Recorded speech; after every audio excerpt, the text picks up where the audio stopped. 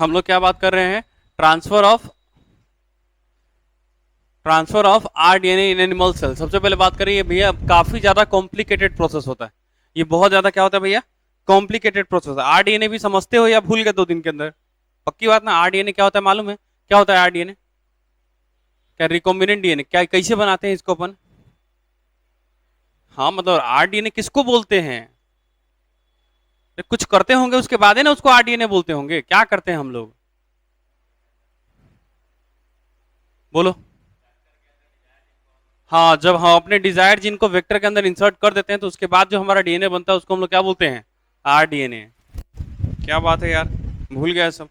चलो, तो हम लोग बात करें कि एनिमल सेल की बात करें तो भैया ये बहुत ज्यादा कॉम्प्लिकेटेड होता है, और ये सबसे ज्यादा अगर किसी में किया जाता है तो वो किया जाता है जाइगोट वाले सेल में। किस में किया जाता है भैया? जाइगोट वाले सेल में, मतलब कॉमनली डन इन जाइगोट या फिर एम्ब्रियोनिक सेल। क्या बोलेंगे हम लोग इसको? अरे बोलो, कॉमनली डन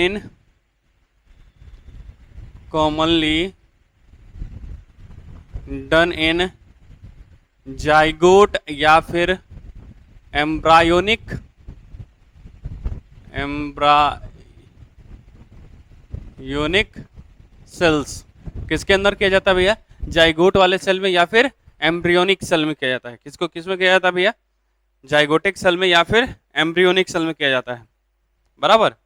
अच्छा याद करो, एनिमल सेल के अंदर हम कौन से वेक्टर को यूज किए थे? 3 वेक्टर थे जिनको हम एनिमल सेल के अंदर यूज किए थे। याद करो, वेक्टर था, प्लांट एंड एनिमल वेक्टर था। उसमें सबसे पहला था सीएमवी, जिसको हम लोग यूज किए थे किसके लिए? प्लांट के लिए, याद है। दूसरा था हमारा SV40, जिसको हम लोग यूज किए थे माउस के लिए। तीसरा और चौथा और पांचवा क्या था बताओ जल्दी? Adenovirus, herpes virus and retrovirus use for the animal cell. उसमें भी सबसे ज्यादा किसको यूज करते हैं? रेट्रोवायरस को। अरे भूल गए ना अपन, अरे भूले ना। तो यहाँ पे देखो, हम एनिमल सेल में कर रहे हैं कि नहीं कर रहे हैं भाई? अरे कर रहे हैं नहीं कर रहे हैं? तो कॉमनली यूज होने वाला वेक्टर हमारे पास कौन सा होगा भाई? रेट्रोवायरस। तो commonly done by some vector like retrovirus, बराबर। तो यहाँ पे लिखेंगे कॉमनली डन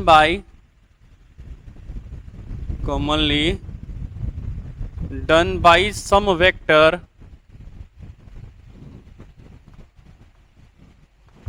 लाइक रेट्रोवायरस, सही है। या फिर एनिमल में हम लोग वेक्टरलेस मेथड यूज करते हैं।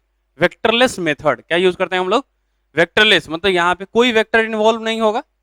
अरे बोलो ना, हम बोल रहे हैं वेक्टरलेस मेथड, मतलब वहां पे कोई वेक्टर इन्वॉल्व होगा क्या? नहीं, वहां पे कोई वेक्टर इन्वॉल्व नहीं होगा। तो commonly done by some vector like retrovirus और बाई वेक्टरलेस मेथड, वहां पे हम किसी वेक्टर को यूज नहीं करेंगे। अच्छा, मतलब तुम समझ गया होगा कि हमारा अगला टॉपिक जो आने वाला है ना, वो वेक्टरलेस मेथड आने वाला है।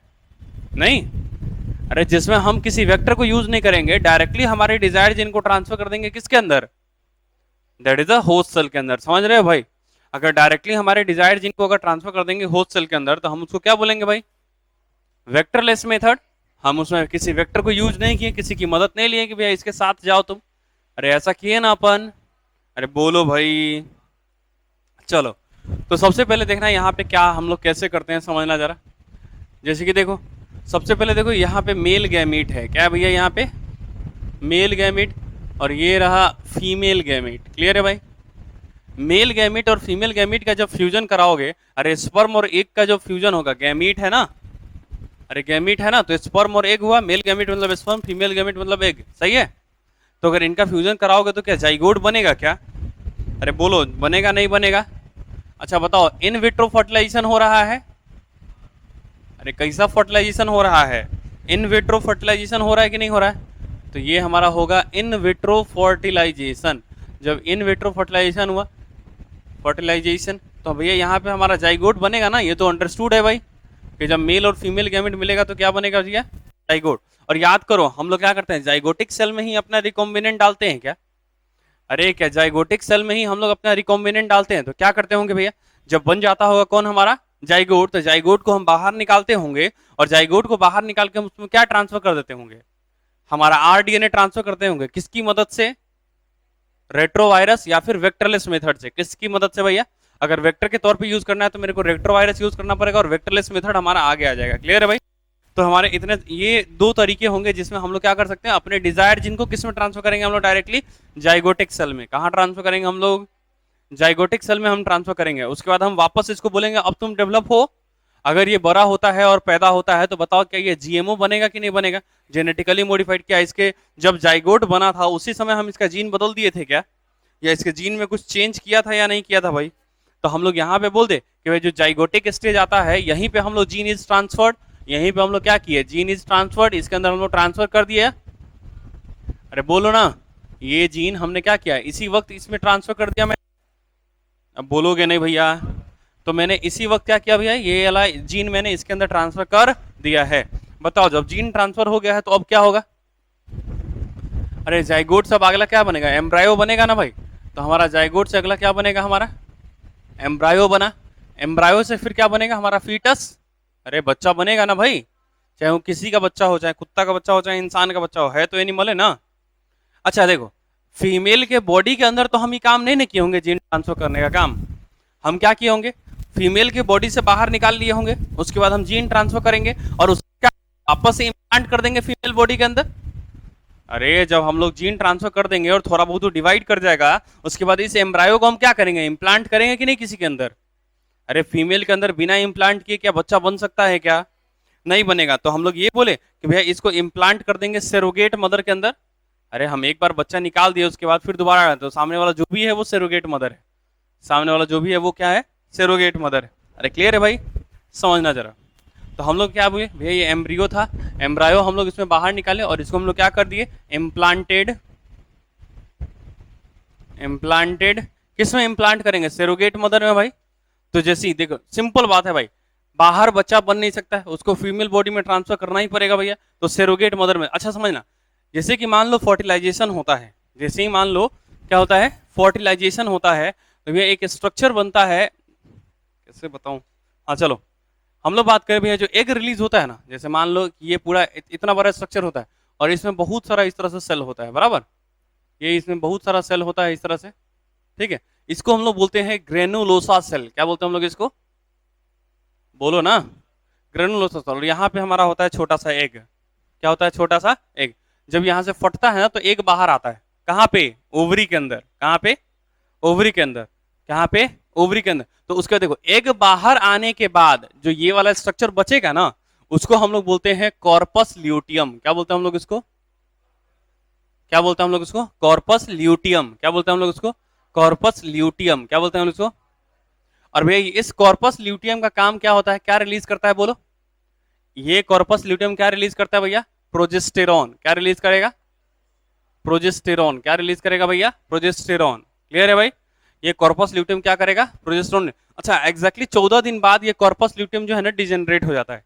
कितना दिन बाद, 14 दिन बाद। जिस दिन एग रिलीज हुआ है ना उसके ठीक 14 दिन बाद क्या होगा, कॉर्पस ल्यूटियम। मतलब जिस दिन एग रिलीज हुआ है ना उसके ठीक 14 दिन बाद प्रोजेस्टेरॉन का लेवल बॉडी में एकदम गिरेगा था ऐसे, अरे गिरेगा ना। और प्रोजेस्टेरॉन जब तक रहेगा ना तब तक पीरियड्स नहीं आने देगा फीमेल में, बराबर है क्या। अगर फीमेल में अगर जैसे बहुत बार होता है ना, पीरियड्स को आगे इंक्रीज किया जाता है, जैसे मान लो घर में कोई फंक्शन है तो क्या किया जाता है, मेडिसिन लेके आगे कर दिया, उसमें कुछ होता थोड़ी है, बस यही वाला प्रोजेस्टेरॉन लेते हैं। हमको पता रहता है कि कल परसों आने वाला है तो ले प्रोजेस्टेरॉन ले लो, प्रोजेस्टेरॉन का टैबलेट आता है। ये जैसे लोगों के बॉडी में वापस से प्रोजेस्टेरॉन बढ़ जाएगा, और जैसे ही प्रोजेस्टेरॉन बढ़ेगा ना वो पीरियड्स वापस से आने नहीं देगा। क्लियर है भाई। तो प्रोजेस्टेरॉन लेवल एग्जैक्टली कितना दिन बाद गिरता है, कॉर्पस ल्यूटियम कितना दिन बाद डिजेनरेट होता है। अच्छा जब ये डिजेनरेट होता है ना तो ये बन जाता है कॉर्पस एल्बिकेंस। क्या बन जाता है ये, और कॉर्पस एल्बिकेंस का कोई काम हमारे शरीर में नहीं। तो समझ में आ गया, कॉर्पस ल्यूटियम कितना दिन तक रहेगा, अरे कितना दिन तक सर्वाइव करेगा हमारे बॉडी के अंदर, हमारे बॉडी में नहीं फीमेल बॉडी में, कितना दिन तक सर्वाइव करेगा, अरे 14 दिन तक। कितना दिन तक भैया, 14 दिन। एग्जैक्टली जिस दिन एग रिलीज हुआ है ना, जिस दिन एग रिलीज हुआ है उसी के ठीक 14 दिन बाद क्या, ये एकदम फिक्स टाइम है भैया। ये चाहे फीमेल चाहे कैसनो हो, जिसको जिसका महीना में 2 बार आ रहा होगा ना, किसी को सुना महीना में 3 बार आ रहा है, नहीं भैया वो आइए नहीं सकता है, किसी कीमत पे नहीं आ सकता है, क्योंकि कॉर्पस ल्यूटियम मिनिमम 14, मिनिमम क्या मैक्सिमम क्या 14 दिन रहेगा, फिक्स है। समझ में आएगा, वो 14 दिन तो रहबे करेगा चाहे तुम जो कर लो, और जब तक वो रहेगा तब तक पीरियड्स तो नहीं आने देगा चाहे जो हो जाए। समझ में, तो ये क्या है, अच्छा ये पीरियड्स नहीं आ रहा है तो हम लोग बोले कि भाई ये जो कॉर्पस ल्यूटियम है वो प्रेगनेंसी मेंटेनिंग हार्मोन को रिलीज कर रहा है, दैट इज द प्रोजेस्टेरॉन। मतलब अगर प्रोजेस्टेरॉन, मतलब जब तक फीमेल प्रेग्नेंट होती होगी ना उसके में प्रोजेस्टेरॉन का लेवल बढ़ा हुआ रहता होगा, है कि नहीं भाई। अगर गलती से प्रोजेस्टेरोन का लेवल हम कम कर देते हैं दवा लेके, तो क्या होगा, वो बच्चा अबॉर्ट हो जाएगा क्या? इसका मतलब तुम समझ गया होगा कि जो बच्चा अबॉर्ट किया जाता है ना, उसमें किया कुछ नहीं जाता है, बस ऐसा मेडिसिन लिया जाता है जो हमारे बॉडी में क्या करे, प्रोजेस्टेरोन लेवल को कम करे। प्रोजेस्टेरोन लेवल को कम करोगे ना तो साला वो अंदर में बच्चा हो चाहे घिवरा हो चाहे लहसुन है, पीरियड्स तो आएगा चाहे जो हो जाए, क्योंकि ये अकेले है जो पीरियड्स को नहीं आने देता है पूरे फीमेल बॉडी के अंदर, बराबर है क्या? तो समझना, तो एग्जैक्टली 14 दिन बाद ये खत्म हो गया। अच्छा, जाइगोट बना, जाइगोट कितना दिन में बन गया होगा एग्जैक्टली देखो जरा। जैसे मान लो आज एग रिलीज हुआ, तो एग जो है ना फीमेल बॉडी के अंदर सिर्फ 2 दिन सर्वाइव करता है। कितना दिन सर्वाइव करता है? सिर्फ 2 दिन। कितना दिन सर्वाइव करेगा? 2 दिन। और मेल स्पर्म फीमेल बॉडी के अंदर 4 दिन सर्वाइव करता है। अगर मेल का स्पर्म अगर फीमेल बॉडी के अंदर गया है तो वो कितने दिन तक रहेगा उसके अंदर जिंदा? 4 दिन तक। और उसका खुद का एग उसके अंदर कितना दिन जिंदा रहता है? सिर्फ 2 दिन। जैसे आज रिलीज हुआ तो आज रहेगा और कल रहेगा, तो इसी के बीच में फर्टिलाइजेशन होना पड़ेगा। अरे इसी बीच फर्टिलाइजेशन होना पड़ेगा ना भाई। तो अब एग्जैक्टली ठीक यहां से 13 दिन बाद क्या होने वाला है? पीरियड से स्टार्ट होने वाले हैं ना। अब जब फर्टिलाइजेशन हो जाता है ना, तो फर्टिलाइजेशन होने के बाद जो है, जैसे ही फर्टिलाइजेशन कंप्लीट होगा, बहुत सारा हार्मोन रिलीज होने लगता है बॉडी से, बराबर है? बहुत सारा हार्मोन रिलीज होता है। जैसे कि देखो, जैसे कि हार्मोन की बात करें तो भैया एक हार्मोन होता है जो कि प्रेगनेंसी टेस्ट में नहीं हम लोग यूज करते हैं भाई।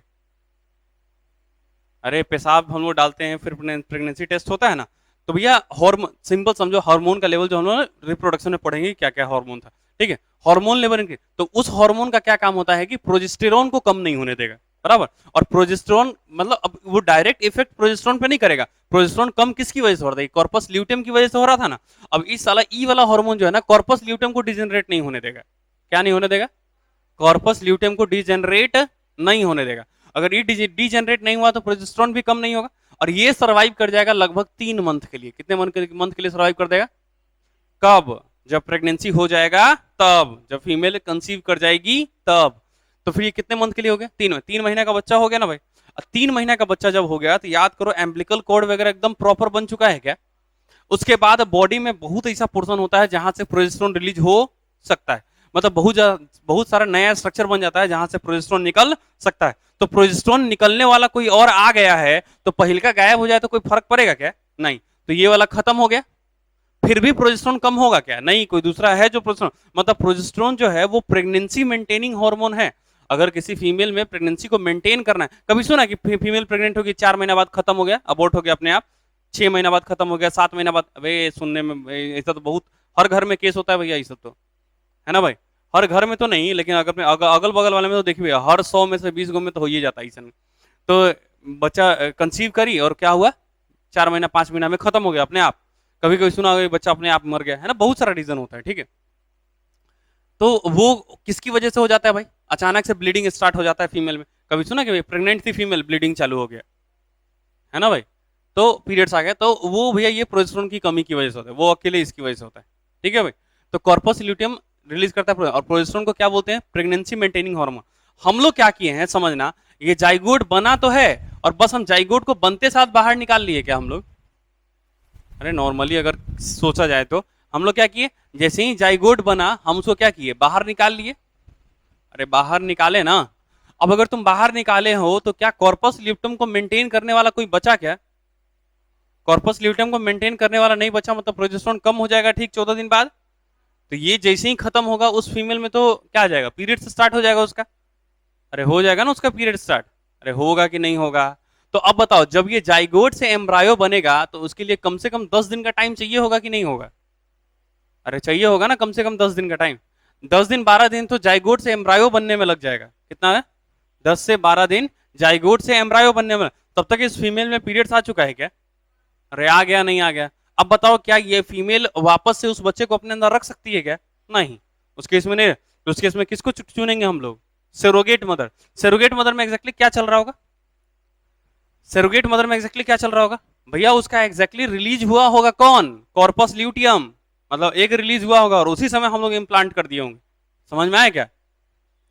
अरे कॉर्पस ल्यूटियम 14 दिन तक तो रहेगा ना रिलीज होने के बाद, तो उसका एक रिलीज हुआ, 2 दिन बाद उसका एक खत्म हो गया। अब उसके फीमेल बॉडी के अंदर हम किसको इम्प्लांट कर देंगे? डायरेक्ट एम्ब्रायो को। वहां पे कॉर्पस ल्यूटियम भी है, एम्ब्रायो घुस गया। अब एम्ब्रायो वाला हार्मोन क्या करेगा? कॉर्पस ल्यूटियम को मेंटेन कर देगा कितने दिन के लिए? 3 महीना के लिए। कितने के लिए? 3 महीने। क्या उसके में प्रेगनेंसी कंटिन्यू हो जाएगा क्या? है समझ में आ रहा है कि नहीं? तो सेरोगेट मदर में कैसे डालते हैं, समझ में आए? अरे आया कि नहीं आया भाई? तो हम लोग बात करें इम्प्लांटेड इन सेरोगेट मदर, हम इसको किस में इम्प्लांट कर देंगे? इन सेरोगेट। ये सब रिप्रोडक्शन का पार्ट है भाई, कि कौन सा हार्मोन कहाँ से रिलीज होगा, क्या एक्शन होगा उसका, ये सब रिप्रोडक्शन का पार्ट है। हम लोग बाद में वहां बात करेंगे, ठीक है? चलो आ जाओ, वहां पूछूंगा मैं भाई कि कौन सा हार्मोन प्रेगनेंसी को मेंटेन करता है, याद रख लेना कौन सा वो करता है भाई। चलो अब सेरोगेट मदर में ट्रांसफर कर दिए, तो बताओ क्या नया बच्चे का जन्म होगा या नहीं होगा? अच्छा ये वाला जो बच्चा है, क्या इसके में हम जीन ट्रांसफर किए थे क्या इसके जाइगोटिक स्टेज में? तो बताओ ये जीएमओ है कि नॉर्मल है? अरे जीएमओ है, जेनेटिकली मॉडिफाइड ऑर्गेनिज्म है। क्या है हमारा ये? GMO, that is a birth of new organism. मतलब इसके बाद आगे क्या करोगे, मार्क करके लिख देना, बर्थ ऑफ न्यू ऑर्गेनिज्म। अच्छा ये जो हमारा न्यू ऑर्गेनिज्म है, ये क्या है भैया? हमारा जीएमओ है। ये हमारा क्या है भाई? जीएमओ। देखो एनिमल सेल में ट्रांसफर करना मुश्किल था ना भाई? अरे एनिमल ट्रांसफर करने में देखो हम लोग कहाँ ट्रांसफर कर रहे थे? जाइगोट के अंदर। क्या मुश्किल काम है या नहीं है? अरे जाइगोट खुद दिखता है क्या हमारे को? नहीं भैया। क्या हमारे को मेरा डिजायर जीन दिख रहा है क्या? नहीं। क्या मेरे को ये रेट्रोवायरस दिख रहा है क्या? नहीं, कुछ नहीं दिख रहा है क्या? उसके बावजूद मुझे ट्रांसफर करना है। जब बैक्टीरियल सेल में हम ट्रांसफर करते हैं तो बैक्टीरियल सेल मेरे पास हजारों के तादाद में होता है।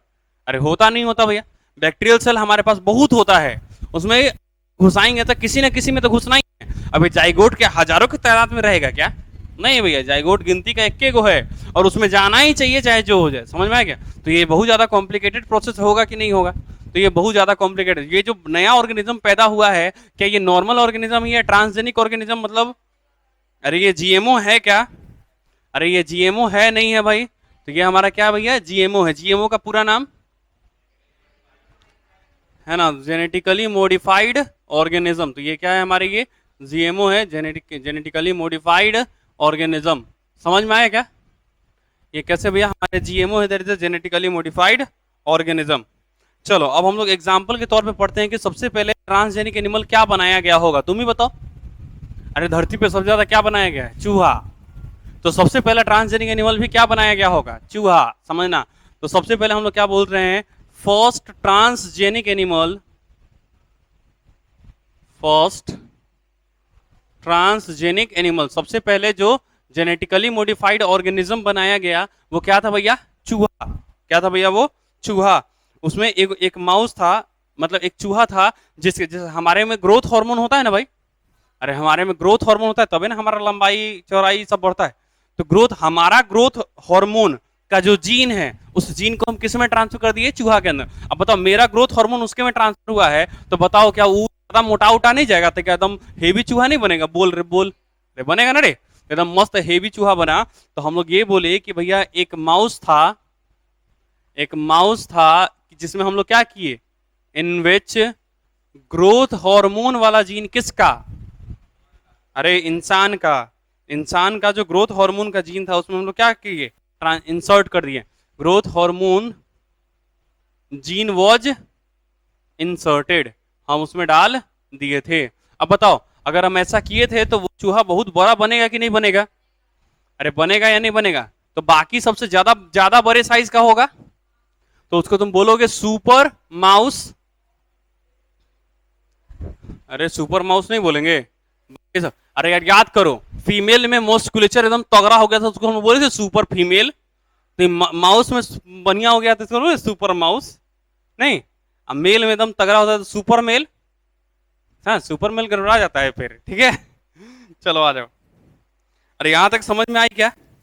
तो हम लोग ये बात करें तो फिर इसके अनुसार क्या मिला मेरे को? ये जो चूहा था वो कैसा था? लार्जर इन साइज, बहुत ज्यादा हो गया साइज में, लार्जर इन साइज। और इसको क्या नाम दे दिया गया भैया? Super mouse. क्या?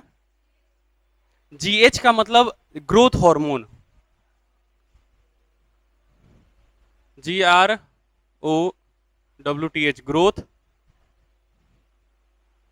Growth hormone. ग्रोथ हार्मोन का जीन इसमें डाला गया जिसकी वजह से इसका साइज बहुत बड़ा हो गया। और इसको क्या बोला गया भैया? बोलो। Super mouse. तुमसे पूछे कि सबसे पहले धरती पे ट्रांसजेनिक एनिमल क्या बनाया गया, तो सुपर माउस, चूहा। बराबर है क्या? चूहा बनाया गया था। अच्छा ये एम्स में पूछा गया हुआ क्वेश्चन है। एम्स में बहुत बार पूछा है, एक दो बार पूछा रहता तो लिख देते ईयर, बहुत बार पूछा है। रिसेंट की बात करें तो एम्स 2015 में पूछा गया था। रिसेंट, रिसेंटली, अरे एम्स 2015 2016 के बाद तो हुआ नहीं ना, 2017 के बाद, 2017 के बाद एम्स हुआ ही नहीं है, उसके बाद नीट में ही एम्स हो गया। समझ में आ रहा है क्या? तो हमारा रिसेंट की बात करें तो हम लोग 2015 में पूछा गया था कि भैया सबसे पहले ट्रांसजेनिक एनिमल क्या बनाया गया, तो क्या बनाया गया था भाई बोलो? सुपर माउस, दैट इज अ चूहा। सबसे पहला ट्रांसजेनिक एनिमल क्या था भाई हमारा? अच्छा, एक बार हम लोग सक्सेसफुल हो गए उसको तो भरमार लगा दिए होंगे बना बना के। अरे भरमार लगा देंगे कि नहीं लगा देंगे? तो हम लोग पूरा एकदम भरमार लगा दिए, ठीक है। और उसमें देखना कैसे कैसे सबका जन्म करवाते हैं। अच्छा याद करो, हमारा जो डॉली डॉली बोले ईव जो थी, ईव का जन्म कब हुआ था? 26 26 दिसंबर 2006 में। 26 दिसंबर 2006 ही था ना? देखो पलट के थोड़ा, 2002 है कि 2006? एक बार देखो जरा, 2002 था, देखो जरा जल्दी देखो, क्लोनिंग में देखो, क्लोनिंग के अंदर।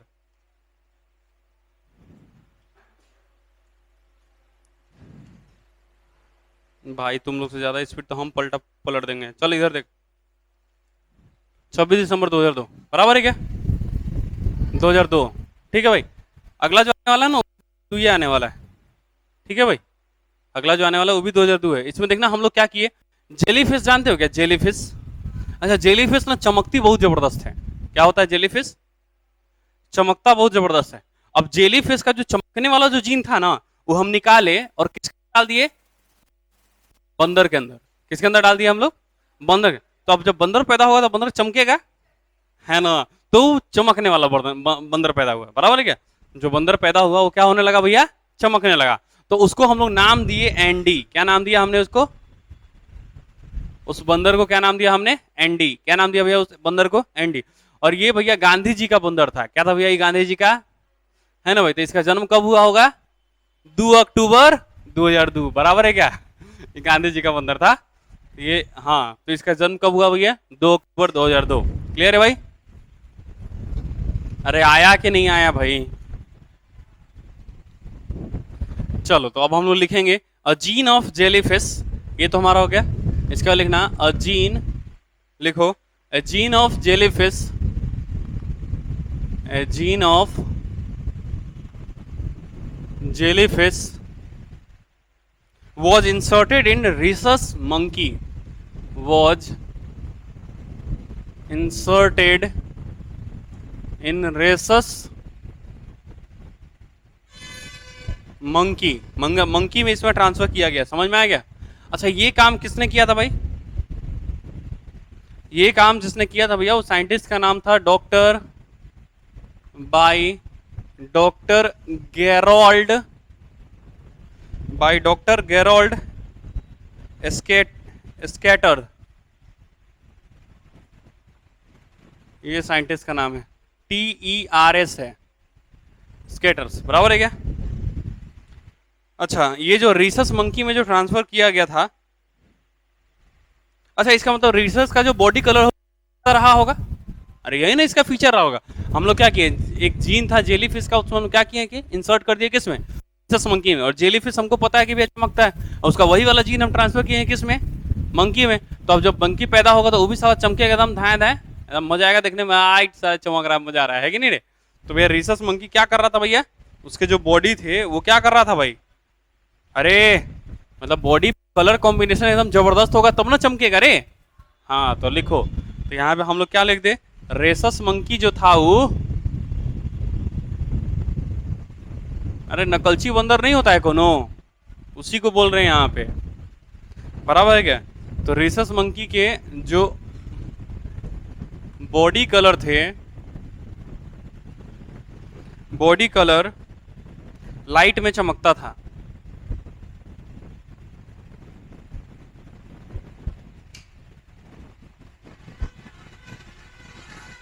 लाइट में चमकता था।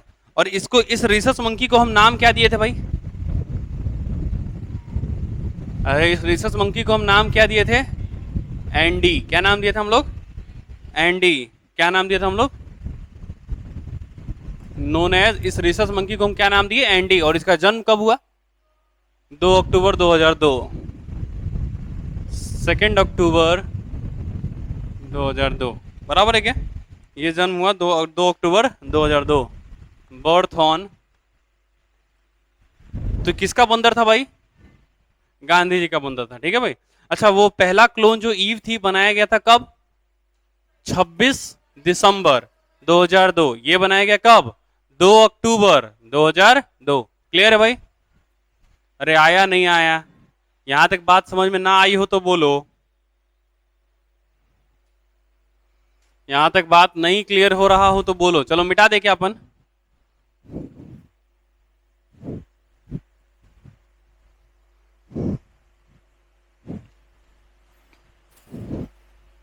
मिटा दे?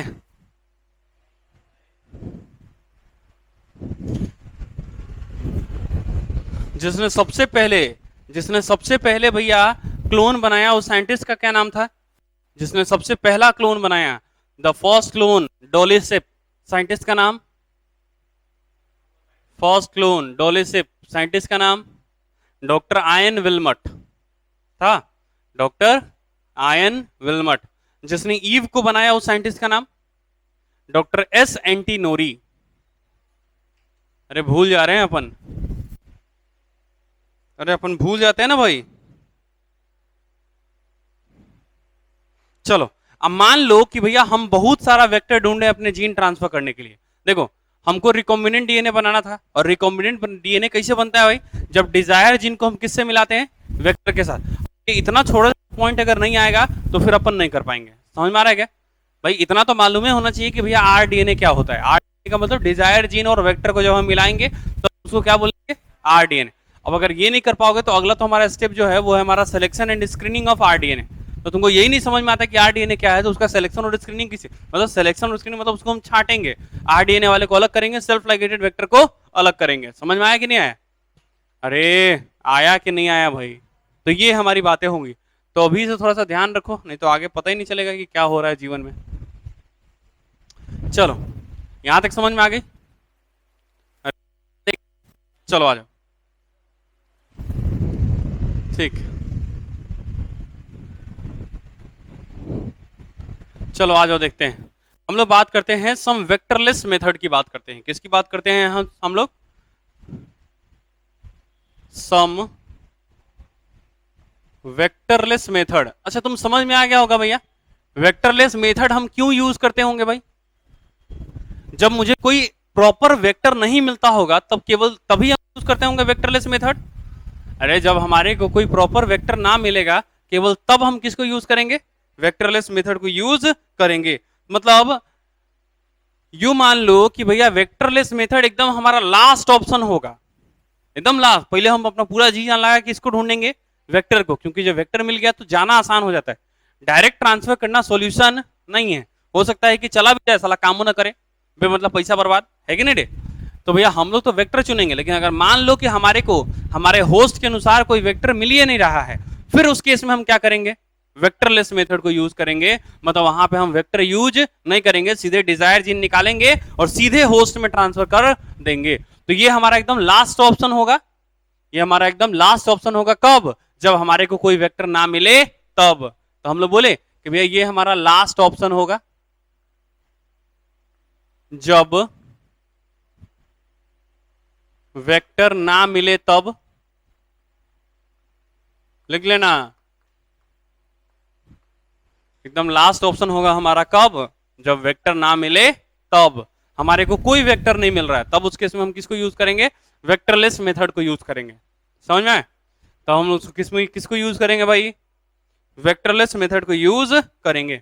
वेक्टरलेस मेथड जो है ना भैया वो कॉमन तो बिल्कुल नहीं होगा भैया। हम बोल रहे हैं ना कि भैया वो जाएगा, काम करेगा कि नहीं करेगा इसका कोई ठीक नहीं है। मतलब इसमें इसमें भैया सक्सेस होने की मतलब गारंटी वारंटी कुछ है ये नहीं है। हो गया तो बहुत बढ़िया, नहीं हुआ तो जो जाओ, कोई दिक्कत नहीं। तो बताओ हम ऐसा काम करना चाहेंगे क्या? एक तो साला मुश्किल काम होगा बिना वेक्टर का ट्रांसफर करना, समझ में आ रहा है? और ऊपर से हमारे को सक्सेसफुल हो जाए इसका कोई गारंटी नहीं होगा। तो हम लोग बोले कि भैया एक तो कॉम्प्लिकेटेड है और उसके बाद ये लेस्ट कॉमन होगा, लेस कॉमन। तो हम लोग बोले, तो यहाँ पे हम लोग बोले कि भैया जो हमारा है वो बहुत ज्यादा कॉम्प्लिकेटेड प्रोसेस है। है ना, एंड लेस कॉमन, इसको यूज नहीं किया जाता है, ठीक है भाई, very complicated and less common. चलो अब हम लोग एक एक करके पढ़ेंगे, ठीक है भाई। सबसे पहला वेक्टरलेस मेथड में हमारा सबसे पहला है इलेक्ट्रोपोरेशन, है यहाँ पे, अरे यहाँ पे इलेक्ट्रोपोरेशन है, इलेक्ट्रोफोरोसिस नहीं है, इलेक्ट्रोफोरोसिस अलग था, इलेक्ट्रोपोरेशन अलग होता है, समझ में आया क्या? तो ये हमारा क्या है, इलेक्ट्रोपोरेशन, इलेक्ट्रोपोरेशन, देखो पो, ठीक है भाई, वहां था फो, पीएचओ, समझ में आया क्या?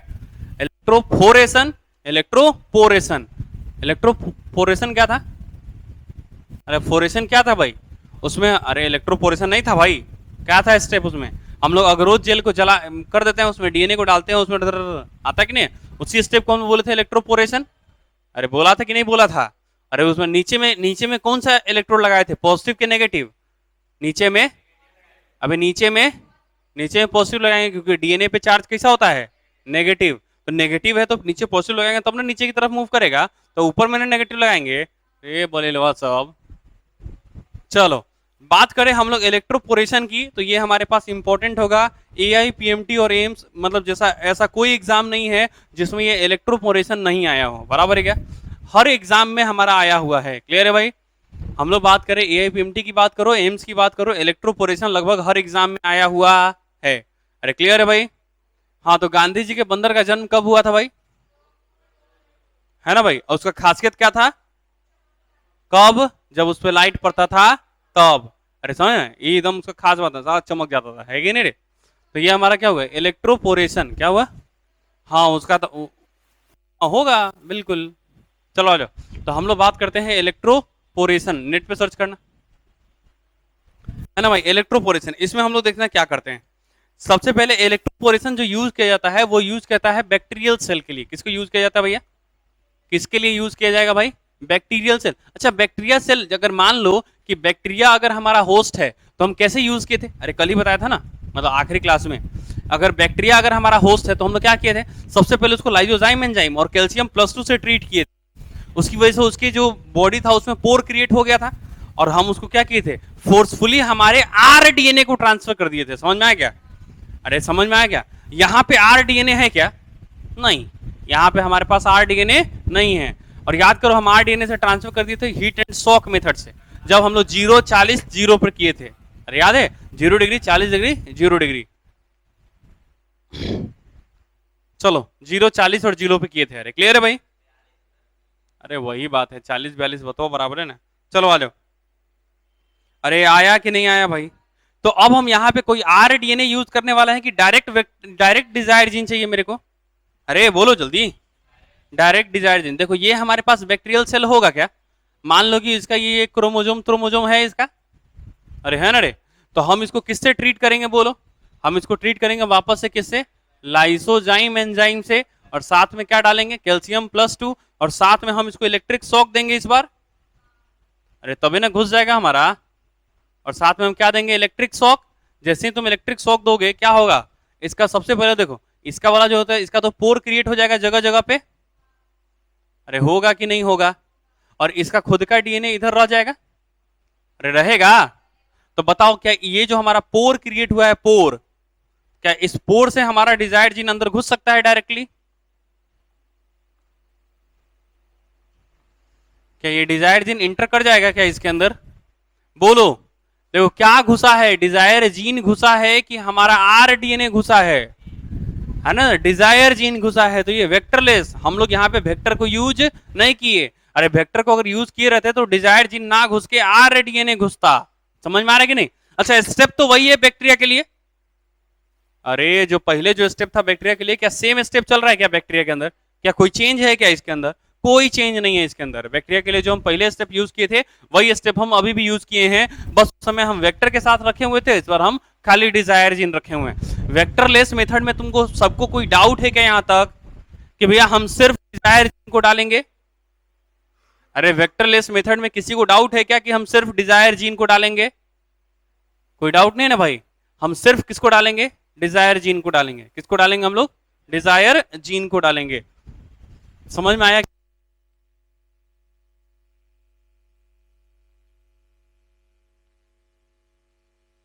चलो आ जाओ। तो हमारा भैया पहला स्टेप क्या हो गया? इलेक्ट्रोपोरेशन। पहला स्टेप क्या हो गया हमारा? अरे पहला स्टेप क्या हो गया बोलो ना रे? इलेक्ट्रोपोरेशन। चलो अगला हमारा जो दूसरा स्टेप है वो है हमारा माइक्रो इंजेक्शन। अगला स्टेप क्या है हमारा? Micro injection. और भैया ये हम यूज करते हैं फॉर एनिमल सेल। किसके लिए यूज करते हैं हम लोग? For animal cell. अच्छा फॉर एनिमल सेल यूज कर रहे हैं, बताओ क्या डायरेक्टली डिजायर जीन को हम ट्रांसफर करेंगे? अच्छा एनिमल सेल की बताओ, एनिमल सेल क्या साला भगलेबल होता है क्या? जैसे छुएगा उन्होंने भाग जाएगा ना, इलास्टिसिटी बहुत ज्यादा होती है ना उसके अंदर। हमारे सेल को इसे पकड़ो तो इधर उधर भगता कि नहीं भगता है भाई? और उसको तुम बाहर निकाल के एक सेल को पकड़ रहा है, रुकेगा? जिसे इंजेक्शन लगाएंगे भाग जाएगा। कैसे इंजेक्शन लगाएंगे रे? नहीं समझ में आया? देखो तो हम लोग ये बोले कि देखो ये हमारे पास क्या होगा? इंसानी सेल हो गया। अरे क्या है हमारा? ये इंसान का सेल है ना। और याद करो हमारा जो भी डीएनए होता है वो सब किसके अंदर होता है? न्यूक्लियस के अंदर। तो हमको जो डिजायर्ड जीन डालना है वो किसके अंदर डालना होगा? इसी न्यूक्लियस के अंदर डालना पड़ेगा ना भैया। अब बोल बेना नहीं करेगा सब। चलो तो हम लोग क्या बोल रहे हैं? माइक्रो इंजेक्शन यूज कर रहे हैं, माइक्रो इंजेक्शन। तो ये देखो हमारे पास ये इंजेक्शन, क्या इंजेक्शन इसी तरह का होता है क्या?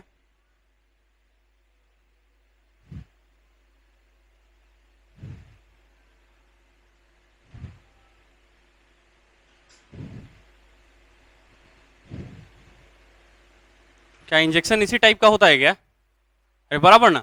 तो हम इंजेक्शन लेते होंगे और सेल के अंदर घुसेड़ देते होंगे। अरे यही ना काम करेंगे।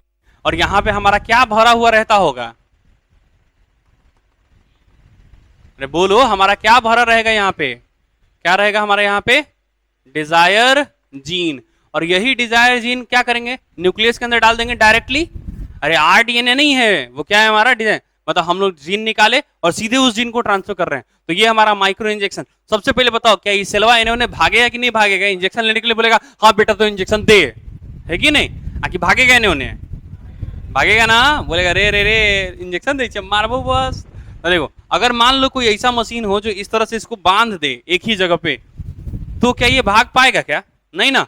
हम लोग बोल रहे हैं कि भैया हम यहाँ पे वैक्यूम क्रिएट कर दिए हैं। क्या क्रिएट कर दिए हैं?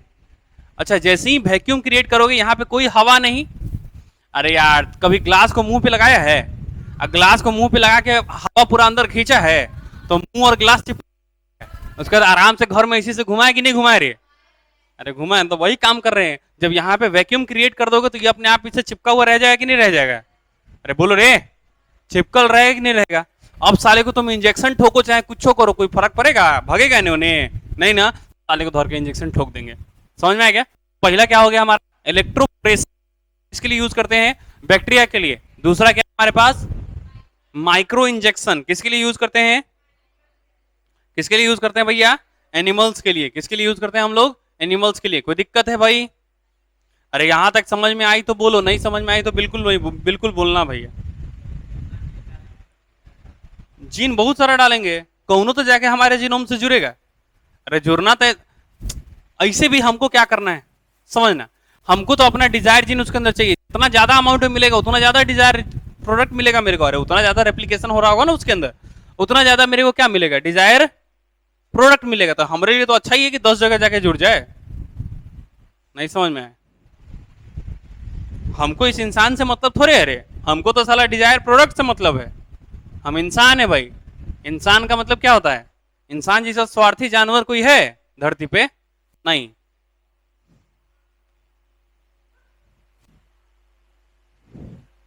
ये कौन?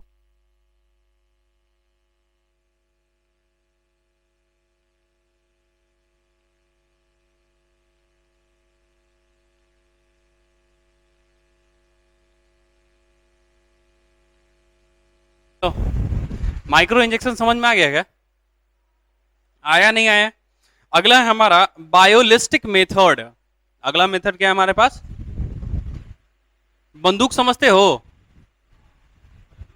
हाँ, बायोलिस्टिक मेथड। इसको हम लोग बोलते हैं जीन गन। क्या बोलते हैं हम लोग इसको? जीन गन या फिर पार्टिकल गन। क्या बोलते हैं हम लोग इसको? अच्छा जीन गन नहीं, पार्टिकल गन या फिर जीन गन। Gene gun. अच्छा, ये हम मेनली यूज करते हैं प्लांट सेल के लिए। किसके लिए यूज करते हैं भैया? किसके लिए यूज किया जाता है? वो फॉर, बोलो किसके लिए यूज किया जाएगा? फॉर, अरे कौन किसके लिए यूज किया जाता है ये जरूरी है। एग्जाम में पूछा गया है कि इलेक्ट्रोपोरेशन हम किसके लिए यूज करेंगे? बैक्टीरिया के लिए। माइक्रो इंजेक्शन किसके लिए यूज करेंगे? एनिमल्स के लिए। बायोलिस्टिक मेथड किसके लिए यूज करेंगे? पार्टिकल के लिए। वाह, प्लांट सेल के लिए। किसके लिए यूज करेंगे हम लोग? प्लांट सेल के लिए यूज करेंगे। किसके लिए यूज करेंगे भैया हम लोग? प्लांट सेल के लिए यूज करेंगे। कोई दिक्कत है क्या? अरे आया नहीं आया? चलो, इसमें हम लोग क्या करते होंगे समझना जरा। इसमें हम लोग क्या करते हैं सबसे पहले समझो। देखो, हमारे पास सबसे पहले तो डिजायर जीन होता है। क्या होता है हमारे पास? एक डिजायर जीन। और हम डिजायर जीन को कवर कर देते हैं किससे? गोल्ड या फिर टंगस्टन से। किससे कवर करते हैं? देखो, ये लाल वाला जो है वो हमारा क्या है? डिजायर जीन है। और ये जो व्हाइट वाले से कवरिंग है ना, ये गोल्ड या फिर टंगस्टन का कवरिंग है। टंगस्टन कोट है। क्लियर है भाई? उसका कवरिंग कर दिए हैं, बराबर। गोल्ड से हम उसको रैप कर देंगे। अब हमारे पास देखो, ये हमारे पास कंटेनर होगा, ठीक है भाई। और यहां पे देखो प्लांट सेल होगा बहुत सारा, है ना भाई। देखो यहाँ पे हम लोग क्या डाल दिए भैया, ये हमारे पास प्लांट सेल है बहुत सारा। देखो सब ये हमारा पास प्लांट सेल है कि नहीं है भाई? अरे है ना भाई। तो हम लोग बोले कि भैया ये सब क्या है भैया? ये हमारे प्लांट सेल। अब हम लोग क्या करेंगे? बैलिस्टिक गन, मतलब एकदम बंदूक जैसा होगा, उसमें हम लोग इसको भर और साले को मार देंगे खचाक से, है ना भाई। तो हमारा बैलिस्टिक गन जो है ना, वो इस शेप का आता है, बराबर। ये इस शेप का होता है हमारा बैलिस्टिक गन। क्लियर है भाई? अब हम लोग क्या करेंगे? इस पूरे को उठा के इसके अंदर भर लेंगे। तो हम लोग यहां पे लिख सकते हैं, यहां पे क्या है? डिजायर जीन है। कौन सी है हमारे पास? डिजायर जीन विथ किसका कोटिंग? विथ गोल्ड या फिर टंगस्टन का कोटिंग है।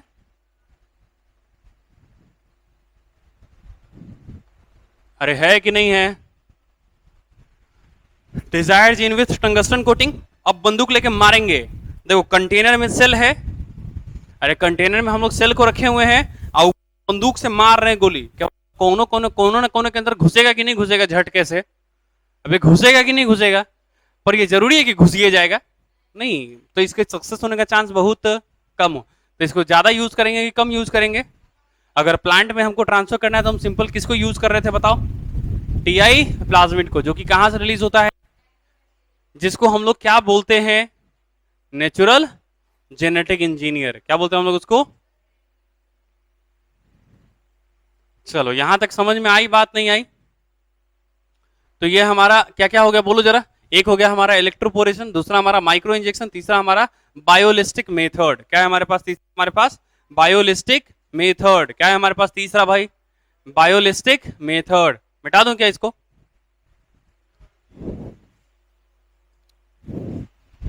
अरे तीसरा मेथड समझ में आ गया? तीसरा मेथड हम किसके लिए यूज करते हैं भाई? प्लांट के लिए। Biolistic method use for plant. Biolistic method use for plant. बताओ ये ज्यादा आसान नहीं है? सीधे डिजायर जीन लो, बंदूक में भरो, साले को गोली मार दो, है कि नहीं? भरे, इंजेक्शन दे दिए, लिए ट्रांसफर कर दिए, इलेक्ट्रिक शॉक दे देके। समझ में रहे? ये गजब्बे का प्रोसेस होता है भाई। वेक्टरलेस मेथड जो है वो एकदम अजीब सा प्रोसेस है। क्लियर? तीन प्रोसेस हो गया हमारे पास, टोटल 5 है इसमें। अगला डालना केमिकली मेडिएटेड ट्रांसफर। मतलब हम लोग केमिकल की मदद से ट्रांसफर करेंगे। क्या करेंगे हम लोग? केमिकल की मदद से। अभी तक हम केमिकल को देखो, हम लोग डिजायर जीन लेंगे और किसी केमिकल को यूज करेंगे और उसकी वजह से उसके अंदर ट्रांसफर हो जाएगा अपने आप। समझ में आया कि नहीं आया? बिना वेक्टर को यूज किए। तो फोर्थ स्टेप क्या हो जाएगा हमारे पास बोलो? Chemically mediated, chemically mediated transfer. क्या हो जाएगा हमारे पास? Chemically mediated transfer. और इसको हम लोग करते हैं पीईजी से। किससे करते हैं? केमिकल कौन सा है भैया हमारे पास? Example PEG. क्या है हमारे पास एग्जाम्पल में? पीईजी। क्लियर है भाई? पेग। अरे पैग बनाते ना अपन, वही वही पैग बना रहे अपन, ठीक है। इसका पूरा नाम होता है पॉलीइथाइलिन ग्लाइकॉल। क्या होता है इसका पूरा नाम? Poly ethylene glycol. ये हमारे पास कंपाउंड है, बराबर है। क्या कंपाउंड है हमारे पास? पॉलीइथाइल, मतलब केमिकल की मदद से हम ट्रांसफर करवा देंगे। समझ में आ रहा है क्या? केमिकल की मदद से क्या करेंगे हम लोग?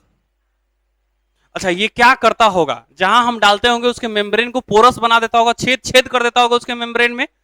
जैसे ही छेद करेगा, क्या हमारा डिजायर्ड जीन आराम से नहीं घुस जाएगा? अरे बोलो, तो इसका काम क्या होगा पॉलीइथाइलिन ग्लाइकोल का?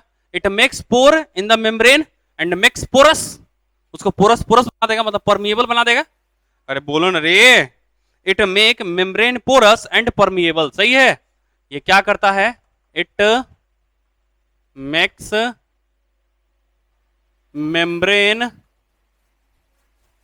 Porous and permeable. समझ में आया क्या? अरे आया नहीं आया यहां तक? अच्छा, ये प्रोसेस क्या सबके लिए यूज कर सकते हैं क्या? ये वाला प्रोसेस क्या सबके लिए यूज कर सकते हैं? अरे यार तुम सोचो, हम मेम्ब्रेन में पोर क्रिएट कर दिए, मेम्ब्रेन में पोर क्रिएट कर दिए अगर किसी के अंदर भी, तो सबके अंदर ना डिजायर्ड जीन जा सकता है। अब हमारा डिजायर्ड जीन है, पोर है, घुस गया अपना आराम से। नहीं समझ में आया? तो ये सबके लिए यूज किया जा सकता है कि नहीं? तो इसके लिए लिखेंगे क्या कि प्लांट सेल, एनिमल सेल या फिर बैक्टीरियल सेल? नहीं, सब में जाएगा। क्लियर है भाई? क्लियर है? एक के वो केमिकल है यही। अबे 4 गो केमिकल थोड़े होगा। अब यार प्रोजेस्टेरोन जो है तुम्हारे में प्रेगनेंसी को मेंटेन कर, दूसरा हार्मोन जो प्रेगनेंसी मेंटेन करता होगा, कुत्ता में भी वही है, कुतिया में सॉरी है ना, भी वही है। दैट इज द प्रोजेस्टेरोन जो प्रेगनेंसी मेंटेन कर रहा होगा। ठीक है भाई? सुअरी में भी वही होगा और शेरनी में भी वही होगा। समझ में आ रहा है क्या? मैमल का सारा कैरेक्टर एक ही जैसा ना मिलेगा रे भाई। चलो बोलो।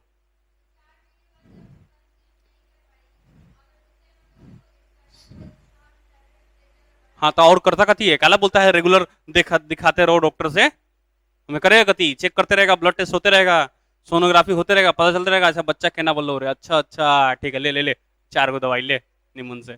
समझ ले, फायदा ना होता है। जो गायनेकोलॉजिस्ट होती है उसको बहुत फायदा है। एगो लड़की आएगी तो कम से कम 9 महीने तो रहेगी साथ में, चाहे जो हो जाए, है कि नहीं रे? 9 महीने तक लूटो उसको। इसलिए लड़की सबको क्या बनना चाहिए? गायनेकोलॉजिस्ट।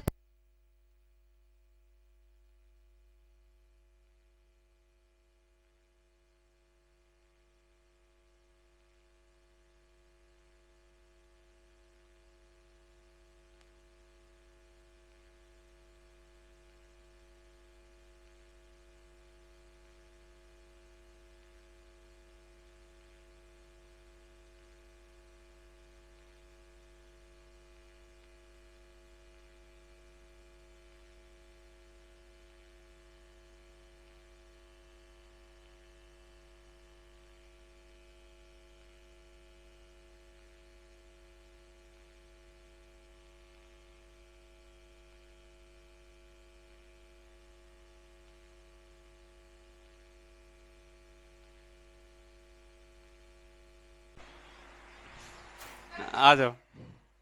क्यों बच्चा पैदा नहीं होगा क्या कुछ साल बाद, मतलब कुछ महीने बाद तो लगे? चलो आ जाओ। यहाँ तक लिख लिए क्या अपन? अरे लिखे नहीं लिखे भाई अपन? अच्छा, मान लो, इधर देखो, अरे इधर देखो, हम लोग बोल रहे हैं इधर से ना, इसका एक्सेप्शन चेक कर रहे हैं हम लोग कि अगर हम ऐसा कर दिए तो क्या हो जाएगा। ठीक है भाई? अगर हम ऐसा कर दिए, केमिकल मेडिएटेड ट्रांसफर अगर हम करवा रहे हैं, तो हम ये केमिकल को यूज करेंगे और उस सेल को पोरस बना देगा। अच्छा, जब सेल में पोर हो रहा है तो ये जरूरी है क्या कि बेटा खाली बाहर वाला डिजायरे जीन अंदर घुसे, अंदर वाला साइटोप्लाज्म बाहर ना निकले, सेलवा बच जाए, मोरे नहीं? ऐसा कोई जरूरी है क्या? अरे ऐसा जरूरी है या नहीं है? तो ऐसा जरूरी नहीं है। हो सकता है कि हमारा सेल खत्म हो जाए, तो बताओ खत्म होने का चांस है कि नहीं है सेल का? तो हम ऐसा काम करेंगे? अरे चिरकुट, ऐसा काम करेंगे? नहीं ना। अब देखो, सेल के नेचुरल एफिशिएंसी को यूज करे तो मजा आ जाएगा क्या? अरे यूज करे नहीं करे, याद करो सेल का 2-4 गो प्रॉपर्टी था। जैसे याद करो कि हमारा सेल मेम्ब्रेन था ना, तो बाहर में प्रोटीन प्रोटीन था, याद है? तुम लोग तो भूलिए गया होगा। अरे है ना। और बीच में कौन था भैया? लिपिडवा। अरे था रे, कौन था बीच में? अरे था ना। तो याद करो, अगर प्रोटीन को पास करना हो तो ये पास नहीं कर पाएगा आर पार, लेकिन अगर लिपिड को पार करना हो तो आराम से पार कर जाएगा। अरे बीच में लिपिड का बाइलेयर है ना, तो लिपिड आराम से पार कर जाएगा बिना पोर क्रिएट किए। अरे लिपिड क्या आराम से पार कर जाएगा क्या बोना? तो अब बताओ, जैसे हम लोग यहाँ पे गोल्ड या फिर टंगस्टन का कवरिंग चढ़ाए हैं, वैसे ही अगर लिपिड का कवरिंग चढ़ा दे तो सेलवा कंफ्यूज हो जाएगा, साला सामने है कौन, उसको लगेगा अरे रे हमरे भाई हुए है कि नहीं, और उसको घुसा लेगा अंदर, आज इसी घुसेगा अंदर जाकर जीनोम से जुड़ जाकर तबाही मचा देगा। अरे सेल के अंदर घुसने के बाद तब पहचानिए लेगा ना, रे बेटा ये हमर ना हो दूसरा क्या हो, पहचानेगा कि नहीं पहचानेगा मेरा सेल? अरे पहचानेगा ना भाई। तो हम लोग अभी देखो गोल्ड टंगस्टन का कवरिंग किए हैं, अब हम लोग डिजायर्ड जीन पे किसका कवरिंग कर देंगे? लिपिड का। जैसे ही लिपिड का कवरिंग करोगे ना, एक पोर क्रिएट करने का भी जरूरत नहीं है, लिपिड आराम से मेम्ब्रेन से आर पार जा सकता है। अरे लिपिड कैसा होता है? हाइड्रोफोबिक। हाइड्रोफोबिक मतलब पानी से नफरत करने वाला, और ये भैया क्या है? हाइड्रोफोबिक। तो होता है ना हाइड्रोफोबिक, हाइड्रो दुश्मन दुश्मन दोस्त हो जाता है ना रे, अरे दुश्मन दूसरे का दुश्मन अपना नहीं, ठीक है? समझ में आ रहा है नहीं आ रहा है? तो ये भी लिपिड वो भी लिपिड बोलेगा आओ तनी चले, है कि नहीं रे?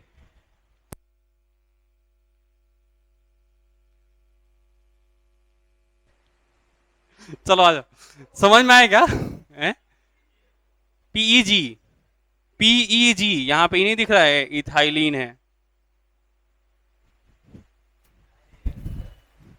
कहाँ तुम ना समझो कहां जाएगा। चलो अगला है हमारा, अच्छा देखो अगर हम लिपिड का कवरिंग करेंगे तो हम उसको लिपोसोम बोल सकते हो। हम लिपोसोम से मीडिएट कर रहे हैं इसको, अरे लिपोसोम की मदद से इसको ट्रांसफर कर रहे हैं, मतलब लिपिड की मदद से हम इसको ट्रांसफर कर रहे हैं। अरे बोलो रे, तो हम लोग इसका पूरा नाम क्या देंगे बोलो जरा? Liposome mediated transfer.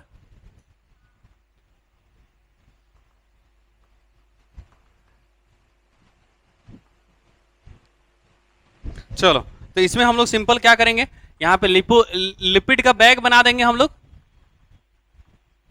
अरे लिपिड बैग बना देंगे ना, लिपिड बैग्स। इसमें हम लोग क्या करेंगे, देखो ये हमारा desire gene covering, desire gene covering, desire gene covering, desire gene covering. देखो ये वाला हो जाएगा हमारा डिजायर जीन, क्या है हमारे पास?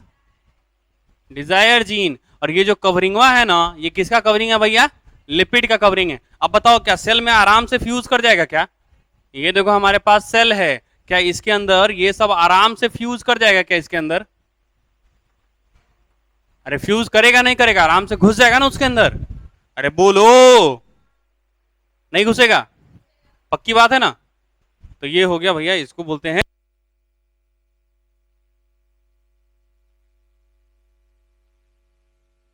मेथड है हमारे लिए। अरे कौन सा? ये वाला बेहतर मेथड होगा या ये वाला? अगर तुम इसको यूज करोगे तो क्या होगा? पोर क्रिएट करना पड़ेगा सेल मेम्ब्रेन के अंदर, इसको बिना पोर क्रिएट किए आराम से हम ट्रांसफर कर सकते हैं। तो किसको यूज करना चाहोगे, इसको या इसको? अच्छा बताओ, तीसरा और चौथा, तीसरा ये पांचवा और छठा मेथड तुम चौथा और पांचवा मेथड सबके लिए यूज कर सकते हैं ना भैया? अरे बोलो, चौथा और पांचवा सबके लिए कर सकते हैं, जबकि जबकि इलेक्ट्रोपोरेशन केवल किसके लिए यूज करेंगे? बैक्टीरिया के लिए, है ना भाई? माइक्रो इंजेक्शन किसके लिए यूज करेंगे? एनिमल सेल के लिए। बायोलिस्टिक मेथड किसके लिए यूज करेंगे? अच्छा इसको कहीं कहीं पे बायोलिस्टिक गन दिया रहेगा, समझ में? गन साले उड़ा देंगे सीधे, है कि नहीं भाई? आया नहीं आया भाई? अरे यहां तक बात समझ में आई या नहीं आई? अब बोलवे ना नहीं करेगा सब।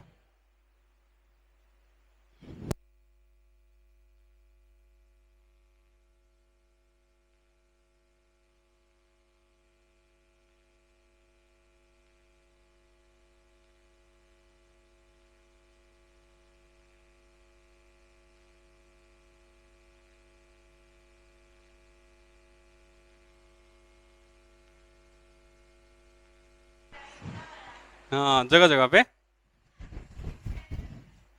क्या क्या करता है?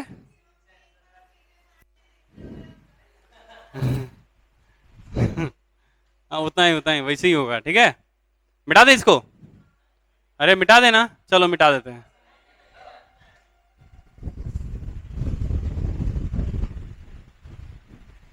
चलो अगला बात करते हैं हम लोग।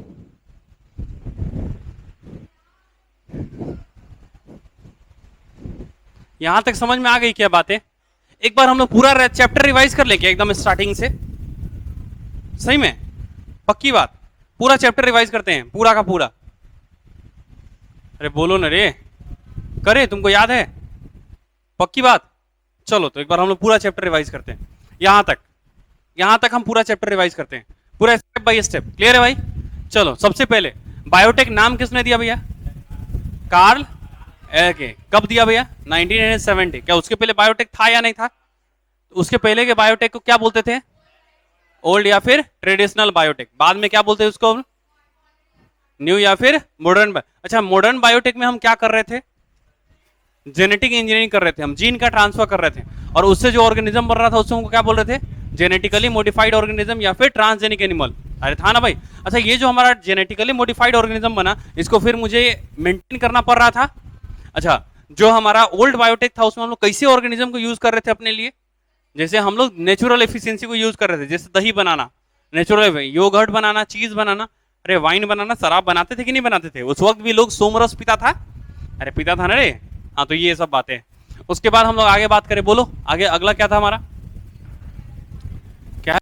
न्यू या फिर मॉडर्न बायोटेक। उसके बाद आ गया हमारे पास कि भैया हमारे पास जो क्या था, देखना जरा, हम लोग बात करें कि लैंडमार्क डिस्कवरी क्या था भैया हमारे पास? रेस्ट्रिक्शन एंडोन्यूक्लियस का। बायोटेक के दुनिया में, बायोटेक के दुनिया में जो लैंडमार्क डिस्कवरी थे वो दो थे। एक तो हमारा वेक्टर का डिस्कवर होना, मतलब प्लाज्मिड का डिस्कवर होना, और दूसरा रेस्ट्रिक्शन एंडोन्यूक्लियस का डिस्कवरी। अरे बराबर है। अच्छा, रेस्ट्रिक्शन एंडोन्यूक्लियस कितने तरह के होते हैं? 3 तरह के। कौन कौन सा? Type 1, type 2 and type 3। किसको हम कॉमनली यूज करते हैं? टाइप 2 को। टाइप 1 और टाइप 3 को यूज। अच्छा देखो, बैक्टीरिया के अंदर हमारा रेस्ट्रिक्शन एंडोन्यूक्लियस मिलता है, अरे उसी के अंदर मिलता है ना, लेकिन फिर भी उसके डीएनए को कट नहीं करता है। काहे? क्योंकि वो अपने डीएनए का जहां पे कट करने वाला पोजीशन है वहां पे कौन सा ग्रुप जोड़ देता है? मिथाइल। इसका मतलब दो प्रोसेस हो गया, एक तो हमारा endonuclease activity and the methylation activity. इसीलिए हम लोग बोले कि भैया हमारे पास टाइप 1 का जो रेस्ट्रिक्शन एंडोन्यूक्लियस था उसमें कैसा था? वो मिथाइलेशन भी करवा रहा था और काट भी रहा था। भेजेंगे काटने के लिए, साला मिथाइलेशन करवा के आ जाएगा। समझ में आया क्या? और टाइप सेकंड वाले में मिथाइलेशन के लिए अलग और काटने के लिए अलग। टाइप 3 में भी मिथाइलेशन के लिए अलग और काटने के लिए अलग अलग अलग थे। क्लियर है भाई? उसके बाद बात करें तो भैया टाइप 3 और टाइप 2 जो था वो स्पेसिफिक था, किसी पर्टिकुलर जगह पे काटेगा, और टाइप 1 केनहू काट देता था। चलो, टाइप 1 केनहू काट देता था। उसके बाद अरे हो गया। उसके बाद बात करें, अकेले हमारे पास टाइप 2 था। इधर देख भाई, अकेले हमारे पास टाइप 2 था जिसमें हम किसको यूज किए थे? मैग्नीशियम +2 को। बाकी जगह पे एटीपी और भी अदर कंपाउंड यूज हो रहे थे। अरे एडिनोसिन वगैरह यूज हो रहा था ना भाई, तो हम लोग वो जिसमें हमारा कम से कम कंपोनेंट लगे, तो टाइप 2 में हमारा कम से कम कंपोनेंट लग रहा था। तो हम लोग ये बोले कि भैया वो हमारा क्या हो गया? बोलो, अरे वो हमारा क्या हो गया भाई? बोलो भाई, अरे वो हमारा क्या हो गया? दैट इज अ कॉमनली, उसी को हम यूज करेंगे। चलो, उसके बाद हम लोग बात करें कि सबसे पहले हम लोग करते क्या है बायोटेक्नोलॉजी में? हमारे डिजायर जीन को निकालते हैं और किसके साथ जोड़ते हैं? वेक्टर। और उसी को हम लोग क्या बोलते हैं? आरडीएनए। और उसी आरडीएनए को हम क्या करते हैं? ट्रांसफर करते हैं। होस्ट में जब ट्रांसफर हो जाता है तो हम उसको मेंटेन करते हैं, उसका कल्चर करवाते हैं लार्ज स्केल पे, ताकि हमारे डिजायर्ड प्रोडक्ट ज्यादा अमाउंट में मिल पाए। अरे सही है। सबसे पहले आरडीएनए किसने बनाया था भैया? S Cohen and H Boyer ने। S Cohen and H Boyer, उसने किया क्या था भाई? उसने क्या किया था? एक एंटीबायोटिक जीन को किसमें ट्रांसफर किया था? साल्मोनेला टाइफी के प्लाज्मिड के अंदर, प्लाज्मिड को जोड़ा था। साल्मोनेला टाइफिन्यूरियम के प्लाज्मिड को किससे जोड़ा था? एक एंटीबायोटिक रेसिस्टेंट जीन के साथ जोड़ा था। और उसी को हम लोग बोलते हैं कि भैया पहले आरडीएनए बनाया था। सबसे पहले सक्सेसफुली जीन ट्रांसफर किसने किया था भैया? Paul work. क्या किया था उन्होंने? एक SV40 वायरस के जीन को किसमें ट्रांसफर कर दिया? ई कोलाई में। किसकी मदद से ट्रांसफर किया? अच्छा, जो हमारा कंप्लीट बायोटेक्नोलॉजी है वो कितने स्टेप, अच्छा जो आरडीएनए या फिर हमारा बायोटेक्नोलॉजी कितने स्टेप में कंप्लीट होता है? टोटल 4 स्टेप में। सबसे पहला कौन है हमारा? सबसे पहला क्या हो जाएगा? Isolation of desired gene, selection of vector. सही है क्या? दूसरा क्या हो जाएगा? आरडीएनए का फॉर्मेशन। तीसरा हो जाएगा सिलेक्शन एंड स्क्रीनिंग, और चौथा हो जाएगा हमारा उसका कल्चर। सही है ना? उसका मेंटेनेंस एंड कल्चर। उसके बाद अगला बात करो, हमारा जो कंप्लीट बायोटेक था उसमें टोटल 4 स्टेप थे। हमारा कंप्लीट बायोटेक में 2 स्टेप, एक तो हमारे पास टूल्स और दूसरा हमारा प्रोसीड्योर। टूल्स हमारे कितने तरह के थे? 4 तरह के। कौन कौन सा? एंजाइम था, उसके बाद वेक्टर था, उसके बाद पैसेंजर डीएनए, उसके बाद होस्ट सेल। अरे था ना भाई, 4 थे। कौन कौन से? Enzyme, vector DNA, passenger DNA और होस्ट सेल। सबसे पहले एंजाइम कितने तरह के थे भाई? कौन कौन सा एंजाइम था भाई हमारे पास? सबसे पहला हमारा लाइजिंग एंजाइम, फिर हमारा क्लीविंग एंजाइम, फिर हमारा फिर हमारा क्लियर है भाई। सबसे पहले लाइजिंग एंजाइम में क्या था भाई, लाइजिंग एंजाइम में क्या था भाई, सेल का लाइसिस करवाता था। और क्या क्या था एग्जांपल में, जैसे लाइजोजाइम किसके लिए यूज किए थे हम लोग, बैक्टीरिया के लिए। किसके लिए यूज किए थे हम लोग, सेल्यूलोज और पेक्टिन किसके लिए यूज किए थे, प्रोटीएज लाइपेज किसके लिए यूज किए थे, काइटिनेज किसके लिए यूज किए थे। अरे ऐसा याद रहेगा ना भाई। उसके बाद याद करो रेस्ट्रिक्शन एंडोन्यूक्लियस में हम लोग चले गए। हमारे पास restriction cleaving enzyme, cleaving enzyme कितने तरह का था, दो तरह का। कौन कौन सा, एक्सोन्यूक्लियस एंड एंडोन्यूक्लियस। जो अंदर में काटे वो एंडोन्यूक्लियस, जो बाहर में काटे वो एक्सोन्यूक्लियस। क्लियर भाई, जो डीएनए के बाहर से काटना चालू करे वो एक्सोन्यूक्लियस, जो डायरेक्टली अंदर में कट कर दे वो एंडो। हमको किसको यूज करना था, एंडोन्यूक्लियस को। किसको यूज करना था, एंडोन्यूक्लियस। हमारा एंडोन्यूक्लियस एंजाइम कितने तरह का होता है, दो तरह का। कौन कौन सा, एक होता है जो ब्लंट एंड बनाए और एक होता है जो फ्री एंड बनाए, फ्री या फिर स्टिकी एंड। अच्छा स्टिकी एंड बनाना पड़ेगा तो एग्जैक्ट सेंटर पे काटना पड़ेगा, उसके अलग अगल बगल में, नियर टू द सेंटर। और अगर ब्लंट एंड बनाना है तो एग्जैक्ट सेंटर पे। अच्छा वो जो सेंटर और नियर टू द सेंटर बोल रहे हैं वो क्या होगा, एक पैलिंड्रोमिक सीक्वेंस होगा, 2 4 या 4 6 या फिर 8 नाइट्रोजन बेस पेयर का। अरे याद है ना, अरे यहां तक याद है या बोले। अच्छा रेस्ट्रिक्शन एंडोन्यूक्लियस का जो नाम होता है वो नाम पता है कैसे, जो पहला लेटर होता है वो स्पीसीज होता है, जो आखिरी का जो बाद में 2 लेटर होता है वो किसको दिखाता है, जीनस को दिखाता है कि वो जीनस क्या है।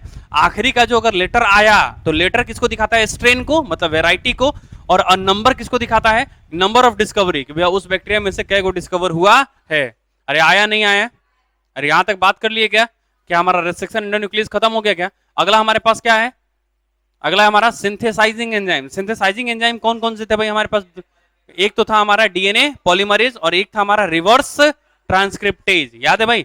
उसके बाद अगला एंजाइम कौन था हमारा, ज्वाइनिंग एंजाइम। क्या था भाई हमारे एग्जांपल में, T4 डीएनए लाइगेज। अच्छा T4 DNA ligase is also known as molecular glue या फिर मॉलिक्यूलर ग्लू या फिर मॉलिक्यूलर गम, आया ना भाई।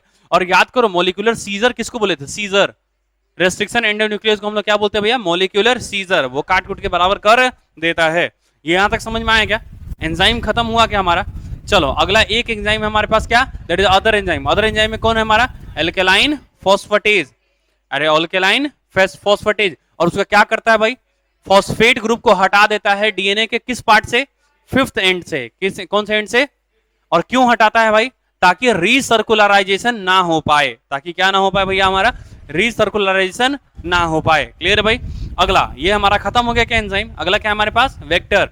वेक्टर की बात करें तो वेक्टर डीएनए की बात करो तो वेक्टर डीएनए की बात करें तो वेक्टर डीएनए क्या होता है भाई हमारे पास, अरे यही होना है हमारा एक स्पेशल डीएनए जिसमें हम लोग डिजायर्ड जीन को धर के भेजते हैं अपने होस्ट सेल में। अरे सही है। अच्छा वेक्टर डीएनए किस किस पे डिपेंड करेगा, है ना, हम कौन सा वेक्टर लेंगे ये किस पे डिपेंड करेगा, एक तो जीन के साइज पे एंड टाइप ऑफ होस्ट पे। अच्छा मान लो कोई वेक्टर, अगर किसी को वेक्टर बनना है उसमें क्या क्या प्रॉपर्टीज होनी चाहिए। सबसे पहला property presence of origin. Origin अगर है तो वो रेप्लिकेट कर सकता है, अच्छी बात है भैया, सेल में जाकर रेप्लिकेट करना चाहिए उसको। दूसरा presence of selectable marker gene, जैसे कि एंटीबायोटिक रेसिस्टेंट जीन हो जाए या फिर कोई एंजाइम वाला जीन हो जाए जैसे कि गैल जीन, बराबर है क्या। उसका तीसरा क्या था भैया, एक वेक्टर जो होना चाहिए उसमें बहुत सारे एंडोन्यूक्लियस के लिए साइट होने चाहिए और हर एक एंजाइम के लिए केवल एक साइट होना चाहिए। अरे क्लियर है भाई, ये हमारे वेक्टर की प्रॉपर्टीज होनी चाहिए थी। अब इस बेसिस पे हम लोग वेक्टर को अलग अलग पार्ट में डिवाइड किए। सबसे पहला वेक्टर क्या था हमारे पास, प्लाज्मिड। प्लाज्मिड में कौन कौन सा वेक्टर था बताओ जरा। पहला था हमारा PBR 322, उसके बाद था हमारा PBR 327, फिर था हमारा PUC 18, फिर हमारा PUC 19, फिर हमारा TI प्लाज्मिड और RI plasmid. TI plasmid obtained from Agrobacterium tumefaciens. Agrobacterium tumefaciens is also known as natural genetic engineer, बराबर। It causes only infection in plant. Plant में भी कौन सा, डाइकोट प्लांट, किसके में करता है, डाइकोट प्लांट में। कौन सा डिजीज कॉज किया था, क्राउन गॉल डिजीज। क्या किया था भैया, क्राउन गॉल डिजीज। कोई दिक्कत भाई यहां तक। अरे क्या ये हमारा वेक्टर डीएनए खत्म हुआ क्या। चलो ये हमारा प्लाज्मिड हो गया। प्लाज्मिड के बाद अगला क्या था हमारे पास, अरे बैक्टीरियोफेग डीएनए। उसमें 2 एग्जांपल थे, एक तो हमारा लेम्डाफेग और एक हमारा M13 फेग, सही है। अरे M13 फेग। अगला था हमारा plant and animal viruses. Plant and animal viruses में सबसे पहला क्या था, CMV फॉर प्लांट सेल। उसके बाद था SV40 फिर फॉर माउस। उसके बाद एनिमल्स के लिए कौन कौन, एडिनो वायरस, फिर herpes virus and retrovirus, most commonly used, बराबर है क्या, यहां तक याद रहेगी। अगला हमारा क्या था भाई, अगला क्या था हमारा कॉस्मिड। कॉस्मिड में हम लोग क्या किए थे, हम लोग कॉस कॉस किसका पार्ट था, कॉस बैक्टीरियोफेग डीएनए का कॉस पार्ट उठाए और मिड का मतलब प्लाज्मिड, दोनों को जोड़ के हमें एक आर्टिफिशियल डीएनए बना दिए, आर्टिफिशियल वेक्टर बना दिया जिसको हम बोले कॉस्मिड। अच्छा प्लाज्मिड जो था उसका कैपेसिटी कितना था, 0.5 से लेके 8 किलो बेस पेयर है ना भाई, 500 से लेके 8000। उसके बाद अगला बात करो तो अगला क्या था हमारा, अरे लेमडा फेक का कैपेसिटी कितना था, 9 से लेके 23, 9 से लेके 23। प्लांट एंड एनिमल के लिए कोई बात नहीं किया गया था। अच्छा कॉस्मिड का 30 से 45। उसके बाद अगला क्या था हमारे पास, क्या था अगला हमारा फेगमिड। फेगमिड में क्या था भाई, हम लोग बैक्टीरियोफेग को और प्लाज्मिड को जोड़ के हम लोग आर्टिफिशियल वेक्टर बना लिए थे। उसका एग्जाम्पल क्या क्या था हमारा, PUC 118, PUC 119, जबकि PUC 18 और PUC 19 क्या है, प्लाज्मिड है, और PUC 118 और PUC 119 क्या है हमारे पास, फेगमिड है। अरे याद है नहीं याद है। अब हमारा पैसेंजर डीएनए चाहिए। पैसेंजर डीएनए बनाने का 3 तरीका, कौन कौन सा, अरे हमारे को डिजायर्ड जीन चाहिए ना, तो डिजायर्ड जीन बनाने का कितना तरीका था भाई, 3। कौन कौन सा, सबसे पहला रैंडम डीएनए मेथड, फिर हमारा कॉम्प्लीमेंट्री डीएनए मेथड, और फिर हमारा सिंथेटिक डीएनए मेथड। सबसे पहला रैंडम डीएनए मेथड में हम लोग क्या करते हैं, है ना, सेल को लेते हैं, लाइसिस करवाते हैं, चिल्ड एथेनॉल से धोते हैं, डीएनए को बाहर निकालते हैं, काटते पीटते हैं, इलेक्ट्रोफोरेसिस करवाते हैं, इल्यूजन करके हमारे डीएनए को बाहर निकाल कर अपना ये करते हैं, बराबर है क्या, अरे यही था ना। दूसरा हमारा कॉम्प्लीमेंट्री डीएनए में हम लोग क्या करते हैं, एमआरएनए है, एमआरएनए कौन सा एंजाइम मिलाते हैं, रिवर्स ट्रांसक्रिप्टेज, उससे क्या बनाएगा डीएनए, और फिर हम लोग मिलाएंगे डीएनए पॉलीमरेज, उससे डीएनए का डबल सेगमेंट मिल जाएगा, मेरे को डबल स्ट्रैंडेड डीएनए मिल गया, खत्म बात, अरे खत्म बात। चलो अगला था हमारा क्या, लास्ट क्या था हमारा, that is synthetic. Synthetic DNA मतलब डीएनए का पूरा सीक्वेंस मेरे को मालूम होना चाहिए, और उसके बाद हम लोग क्या करेंगे उसका, हाँ उसके साथ हम लोग एक साथ डाल के बना देंगे, मतलब ये सीक्वेंसिंग कर लेंगे अपना, क्लियर है भाई। वो हमारा था सिंथेटिक डीएनए। सबसे आसान मेथड कौन था हमारा, that is a random DNA method, जो हमारा सबसे आसान मेथड होगा, क्लियर है भाई।